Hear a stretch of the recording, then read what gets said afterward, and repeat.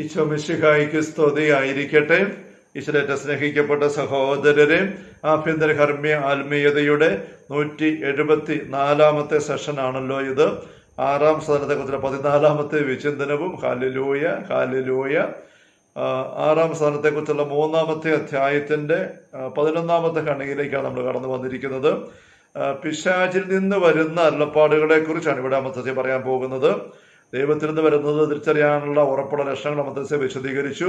നമ്മുടെ തന്നെ ഭാവനയിൽ നിന്നും തോന്നലുകളിൽ നിന്നും വരാവുന്ന അരുളപ്പാടുകളുടെ ഉറപ്പില്ലായ്മയെ പറ്റി സൂചിപ്പിച്ചു കഴിഞ്ഞ ഖണ്ഡികയിൽ. ഇനി പിശാചിൻ്റെത് കൂടുതൽ ഭയപ്പെടേണ്ടതാണ്. മേൽ വിവരിച്ച ലക്ഷണങ്ങൾ ഉണ്ടെങ്കിൽ ദൈവം തന്നെയാണ് അരുളി ചെയ്യുന്നത് എന്ന് ഉറപ്പായി വിശ്വസിക്കാം. എങ്കിലും അറിയിക്കപ്പെടുന്ന സന്ദേശം ഗുരുതരമായിരിക്കുകയും കേൾക്കുന്നയാൾക്ക് അതിലെന്തെങ്കിലും കർത്തവ്യ നിർവഹണം ഉണ്ടായിരിക്കുകയും ചെയ്യുമ്പോൾ നല്ല പാണ്ഡിത്യവും പാകതയും പുണ്യവുമുള്ള ഒരു കുമ്പസാരക്കാരനോട് ആലോചിക്കാതെ യാതൊന്നും ചെയ്യരുത്. അക്കാര്യം മനസ്സിൽ ഓർക്കുക പോലും അരുത്.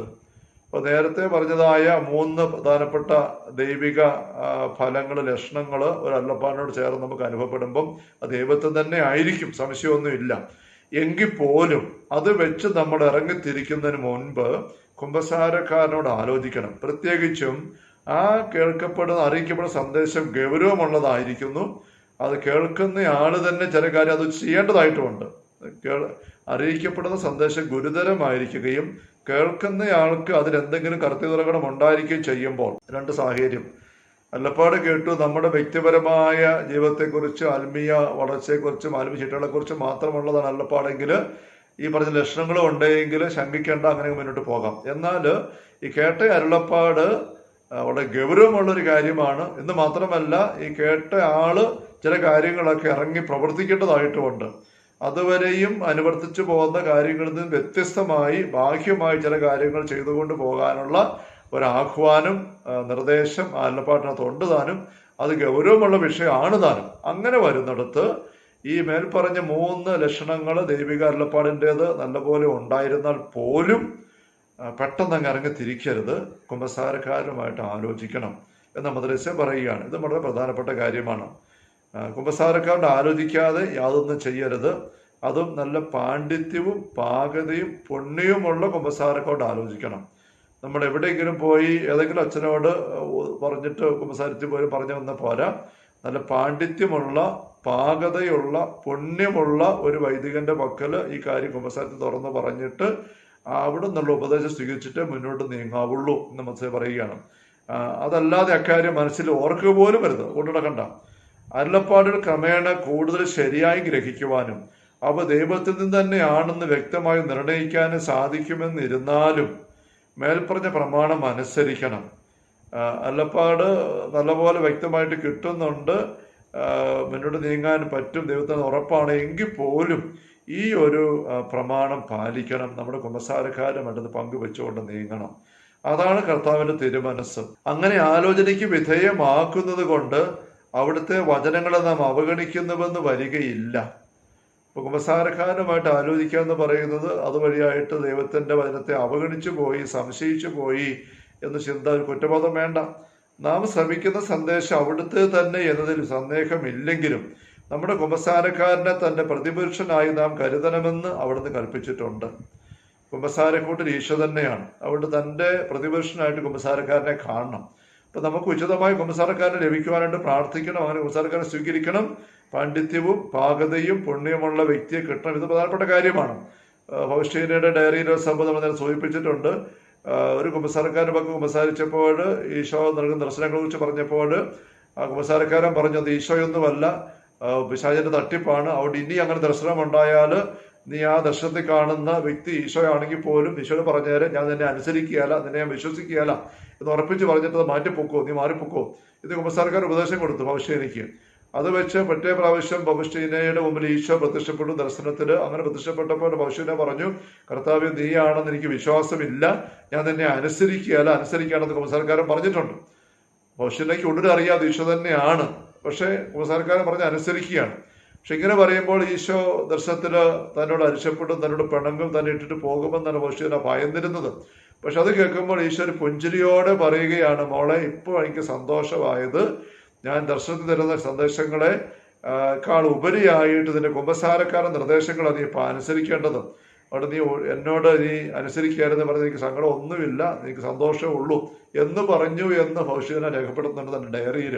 അപ്പൊ ഇത് വളരെ പ്രധാനപ്പെട്ട കാര്യമാണ്. നമുക്ക് വളരെ പ്രലോഭനം തോന്നും, ചിന്ത വന്നു പോകും, എനിക്കത്ര ഉറപ്പായിട്ട് ദൈവം പറഞ്ഞ കാര്യമാണ്, അതുകൊണ്ട് കുമ്പസാരക്കാരൻ ഇത് മനസ്സിലാക്കുന്നില്ലാത്തതുകൊണ്ട് ഞാൻ അങ്ങേരെ അനുസരിക്കുന്നില്ല, അങ്ങേർക്ക് വേണ്ടി ഞാൻ കാത്തു നിൽക്കുന്നത്, ഞാൻ എൻ്റെ വഴിക്ക് ഇറങ്ങിത്തിരിക്കുകയാണ്. അങ്ങനെ ഇറങ്ങിത്തിരിക്കരുത്, വെയിറ്റ് ചെയ്യണം. കുമ്പസാരക്കാരോട് ആലോചിച്ചിട്ട് പ്രാർത്ഥനാപൂർവ്വം വെയിറ്റ് ചെയ്യണം. അദ്ദേഹം നോ പറയുകയാണെങ്കിൽ വെയിറ്റ് ചെയ്യണം. അത് നമ്മൾ ദർശനത്തോട് അവിശ്വാസം അനുസരിക്കണ കാണിക്കുന്ന അല്ല എന്ന് മദ്രസ്യ ഇവിടെ വിശദീകരിക്കുകയാണ്. നാം ശ്രമിക്കുന്ന സന്ദേശം അവിടുത്തെ തന്നെ സന്ദേഹമില്ലെങ്കിലും നമ്മുടെ കുമ്പസാരക്കാരനെ തന്നെ പ്രതിപുരുഷനായി നാം കരുതണമെന്ന് അവിടുന്ന് കൽപ്പിച്ചിട്ടുണ്ട്. വിഷമമേറിയ കാര്യങ്ങളിൽ പ്രത്യേകിച്ചും അത് നമുക്ക് അത്യന്തം പ്രോത്സാഹജനകമാണ്. കുമ്പസാരക്കാരൻ അവിടുന്ന് വെളിച്ചം നൽകാതിരിക്കുകയില്ല. പെട്ടെന്ന് അദ്ദേഹം മനസ്സിലാക്കിയില്ലെങ്കിൽ പോലും തമ്പുരാൻ അദ്ദേഹത്തിന് വെളിച്ചം കൊടുക്കും. പരിശുദ്ധാത്മാവിന്റെ പ്രവർത്തനത്തെ വിവേചിച്ചറിയാനും താൻ തിരുമനസ്സാകുമ്പോൾ അതിനെ അംഗീകരിക്കാനും വേണ്ട കഴിവ് അദ്ദേഹത്തിന് അവിടുന്ന് നൽകിക്കൊള്ളും. അത് കർത്താവ് ചെയ്യേണ്ട കാര്യമാണ്. കർത്താവ് അത് ചെയ്യും. ആ കുമ്പസാരക്കാരന് തക്കതായ അടയാളവും ബോധ്യവും കൊടുത്ത് വെളിച്ചം കൊടുത്ത് നമ്മളിലൂടെ വെളിപ്പെട്ട നമുക്ക് കിട്ടിയ അരുളപ്പാടിനെ പൂർത്തീകരിക്കാൻ ആവശ്യമായി നയിക്കല് തരുവാൻ അദ്ദേഹത്തെ അവിടുന്ന് നയിച്ചുകൊള്ളും. അത് അവിടുന്നും കുമ്പസാരക്കാരുമായുള്ള ബന്ധത്തിന്റെ വിഷയമാണ്. നമ്മളതേപ്പറ്റി ഭാരപ്പെടണ്ട. അപ്രകാരം നൽകുന്നില്ലെങ്കിൽ നമുക്ക് കൂടുതൽ കർത്തവ്യമൊന്നും ഇല്ലെന്ന് സമാധാനപ്പെടാം. നമ്മൾ കുമ്പസാരക്കാരനോട് പറഞ്ഞു, കുമ്പസാരക്കാരൻ അത് അനുവദിക്കുന്നില്ല, അത് മനസ്സിലാക്കുന്നില്ല, അല്ലെങ്കിൽ അത് പ്രോത്സാഹിപ്പിക്കുന്നില്ല, നോ പറയുകയാണെങ്കിൽ നമ്മളത് ചെയ്യാനായിട്ട് ഉദ്യമിക്കേണ്ട.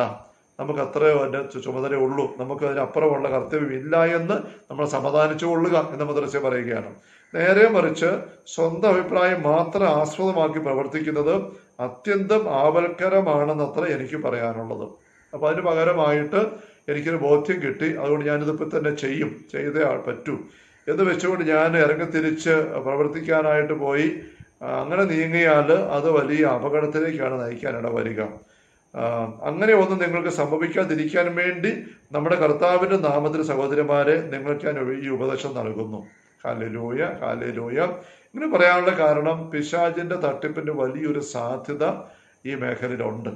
അപ്പം പിശാച് പ്രകാശപൂർണനായ മാലാഖയായിട്ട് പോലും വേഷം കെട്ടി വരാം, അല്ലെങ്കിൽ കർത്താവായിട്ട് പോലും കാണപ്പെടാം, മാതാവിന്റെ രൂപത്തിൽ പ്രത്യക്ഷപ്പെടാം. അങ്ങനെയൊക്കെയുള്ള അനുഭവങ്ങൾ കുമ്പസാരക്കാരന്റെ രൂപത്തിൽ പോലും പിശാച് വരാം. അങ്ങനത്തെ ഒത്തിരി അനുഭവങ്ങൾ പല വിശുദ്ധർ പങ്കുവെക്കുന്നുണ്ട്. അതുകൊണ്ട് കുമ്പസാരക്കാരനോട് ഈ രീതിയിൽ തുറന്നു പറഞ്ഞ് അദ്ദേഹം അനുവദിച്ചെങ്കിൽ മാത്രമേ ഒരു ദൈവിക അരുളപ്പാട് പിഞ്ചെന്ന് പോകാനായിട്ട് നമ്മൾ തയ്യാറാകേണ്ടതുള്ളൂ എന്ന കാര്യം മദ്രസ്യ അസന്നിഗ്ധമായിട്ട് പഠിപ്പിക്കുകയാണ്. 12-ാമത്തെ ഖണ്ഡിക, കർത്താവ് വേറൊരു വിധത്തിൽ ആത്മാവോട് സംസാരിക്കാറുണ്ട്. ആ രീതിയിൽ കാപട്യമൊന്നുമില്ലെന്നാണ് എൻ്റെ വിശ്വാസം. അത് ഒരുതരം ബൗദ്ധിക ദർശനം വഴിയാണ്, ഇന്റലക്ച്വൽ വിഷൻ, ബൗദ്ധിക ദർശനം. ഈ പറയുന്ന കാര്യങ്ങളൊക്കെ നമുക്കിത് അനുഭവം ഉണ്ടെങ്കിലേ വല്ലതും തിരിയുള്ളൂ. അതുകൊണ്ട് നമുക്കിപ്പം ഇത് മനസ്സിലാക്കിയിരിക്കാം. ചിലപ്പോൾ നിങ്ങൾ കേൾക്കുന്ന ആർക്കെങ്കിലും അനുഭവം ഉണ്ടെങ്കിൽ അവർക്ക് തിരിയുന്നുണ്ടാവും. അങ്ങനത്തെ ബൗദ്ധിക ദർശനം എനിക്കതേപ്പറ്റി ഒന്നും ഉറപ്പിച്ച് പറയാനായിട്ട് സാധിക്കുന്നില്ല. അപ്പോഴത്തെ പറയുന്ന കാര്യം നമുക്ക് ശ്രദ്ധിച്ചു പോകാം. Hallelujah, hallelujah. ഒരുതരം ബൗദ്ധിക ദർശനം വഴിയാണ്. അതിൻ്റെ സ്വഭാവം ഞാൻ പിന്നീട് വിവരിച്ചു കൊള്ളാം. അത് ശ്രവ്യമാകുന്നത് ആത്മാവിന്റെ അന്തരംഗത്തിൽ അഗാധ തലത്തിൽ അത്രയും. കർത്താവ് തന്നെ അരുളി ചെയ്യുന്ന വചനങ്ങൾ ആത്മാവിന്റെ ശ്രവണേന്ദ്രിയം കൊണ്ട് സുവ്യക്തം ശ്രവിക്കുന്നതായി അവൾക്ക് അനുഭവപ്പെടും. ആത്മാവിന്റെ ചെവികൾ കൊണ്ട്, ശ്രവണേന്ദ്രിയം കൊണ്ട് വ്യക്തമായിട്ട് കേൾക്കുന്നതായിട്ട് ഒരാത്മാവിന് അനുഭവപ്പെടുകയാണ്. പിശാചിന് അതിൽ പങ്കില്ലെന്ന് ഉറപ്പ് നൽകാൻ പര്യാപ്തമാവണ്ണം അത്ര രഹസ്യമാണ് അത് ഗ്രഹിക്കുന്ന വിധവും ആ ദർശനത്തിന്റെ ഫലമായ പ്രവർത്തനങ്ങളും മദ്രസ പറയുകയാണ്. പിശാചിന് കടന്നു വരാൻ മേലാത്തത്ര ആന്തരികമായ ഉള്ളിലാണ്, ആത്മാവിന്റെ കാതുകൊണ്ടാണ് കേൾക്കുന്നത്. പിശാചിന് അവിടെ ഒന്നും എത്തി കേൾക്കാനോ ഓവർഹിയർ ചെയ്യാനുള്ള അവസരമൊന്നുമില്ല. അതിൽ നിന്നുളവാകുന്ന വിശിഷ്ട ഫലങ്ങൾ അതിന്റെ മേന്മയെക്കുറിച്ച് നമ്മെ ബോധ്യപ്പെടുത്തും. വെറും ഭാവനയിൽ നിന്നല്ല അത് വരുന്നതെങ്കിലും വിശ്വസിക്കാവുന്നതാണ്. അപ്പം അതിന്റെ ഫലങ്ങൾ അതുപോലെ തന്നെ കരുത്തുള്ളതായിരിക്കും. നമ്മൾ നേരത്തെ പറഞ്ഞതായ അമൃതശ പറഞ്ഞ 3 ഫലങ്ങളുടെ രീതിയിലുള്ള ഫലങ്ങൾ ഇവിടെ ഉറപ്പായിട്ടുണ്ടാവും. അത് അവിടെ കിട്ടുന്ന വ്യക്തി തന്നെ ഉറപ്പ് വരും. താഴെ പറയുന്ന ന്യായങ്ങൾ സൂക്ഷ്മമായി പരിശോധിച്ചാൽ അത് അധികം നമുക്ക് ബോധ്യമാകും. ചില ന്യായങ്ങൾ അമൃതശ പറയുകയാണ്. ഈ ഇന്റലക്ച്വൽ വിഷൻ, ഒരു ഭൗതിക ദർശനം വഴിയും ദൈവിക അരുളപ്പാട് ഉണ്ടാകും. അതിൻ്റെ ഉറപ്പ് വ്യക്തമാക്കുന്നതിന് വേണ്ടി മദ്രസ ന്യായങ്ങൾ പറയുകയാണ്. ഒന്നാമത്, ഉദീരണത്തിന്റെ വ്യക്തതയിൽ തരഭേദം ഉണ്ടായിരിക്കും. യഥാർത്ഥമായ ഒരു അരുളപ്പാട് മുഴുവൻ ഒരൊറ്റ വാചകമായിരുന്നാലും അത് ശരിയായ ഓർമ്മയിൽ നിലനിൽക്കും. പിന്നീട് അതിൻ്റെ ഒരു വള്ളിയോ പുള്ളിയോ വാചക രീതിയോ മാറ്റി പറഞ്ഞാൽ ആ വ്യത്യാസം ഉടനെ മനസ്സിലാകും. സ്വകൽപ്പിതമായ അരുളപ്പാടിന്റെ സ്വരം അത്ര തെളിഞ്ഞതോ പദങ്ങൾ അത്ര വ്യക്തമായിരിക്കുകയില്ല. അത് ഏതാണ്ടൊരു അർത്ഥസ്വപ്നം പോലെ ആയിരിക്കും. അപ്പോൾ ഈ വ്യക്തത, ഉദീരണത്തിൻ്റെ ഈ അരുളപ്പാടിൻ്റെ വ്യക്തത ഒരു പ്രത്യേക രീതിയിലാണ്. അതൊരു മുഴുവൻ വാക്യം, നീണ്ട ഒരു വാക്യമായിട്ടാണ് കേൾക്കുന്നതെങ്കിൽ പോലും അത് മുഴുവനും ഓർമ്മയിൽ നിലനിൽക്കും. അതിൻ്റെ പിന്നീട് അതേപ്പറ്റി ഓർക്കുമ്പം പറയുമ്പം അതിലൊരു വാക്ക് പോലും മാറിയാൽ അപ്പോഴേ തിരിച്ചറിയും ആ വാക്കല്ല ഈ വാക്കാണ്. അങ്ങനെ ഒരു ദീർഘമായ വാക്യമാണെങ്കിൽ പോലും ഒരു നല്ല വ്യക്തത അതിന് കൂടെ ഉണ്ടായിരിക്കും. അതിൻ്റെ ഒരു വള്ളിയോ പുള്ളിയോ വാചക രീതിയോ പോലും മാറ്റി പറയാൻ ഇടവരികയില്ലാത്ത രീതിയിൽ അത്ര വ്യക്തമായിട്ട് ഓർമ്മയിൽ നിലനിൽക്കും ഭൗതിക ദർശനം വഴി കിട്ടുന്ന അരുളപ്പാട് എന്ന് മദ്രസ പറയുകയാണ്. 11-ാം ഖണ്ഡിക. രണ്ടാമത്തെ ലക്ഷണം, മിക്കപ്പോഴും അറിയിക്കപ്പെടുന്ന വിഷയത്തെക്കുറിച്ച് ആത്മാവിന് തത്സമയം ഒരു വിചാരവുമില്ലായിരിക്കും. ആത്മാവിന് അറിവുള്ള കാര്യങ്ങളോ പരിചയമുള്ള കാര്യങ്ങളോ പ്രതീക്ഷയുള്ള കാര്യങ്ങളോ കേട്ട ഓർമ്മ കിടക്കുന്ന അങ്ങനത്തെ കാര്യങ്ങളൊന്നും ആയിരിക്കില്ല. ഒരു വിചാരവും ഇല്ലാത്ത കാര്യത്തെക്കുറിച്ചായിരിക്കും ഈ ഒരു അരുളപ്പാട് കേൾക്കുക. അതായത് ആ സംഗതി തികച്ചും അപ്രതീക്ഷിതമായിരിക്കും.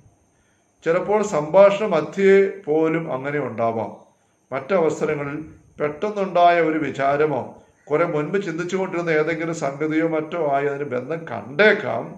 എങ്കിലും പലപ്പോഴും സംഭവിക്കാമോ എന്നൊന്നും മനസ്സിൽ ഓർക്കാത്ത സംഗതി ആയിരിക്കും അരുളപ്പാടിന്റെ വിഷയം.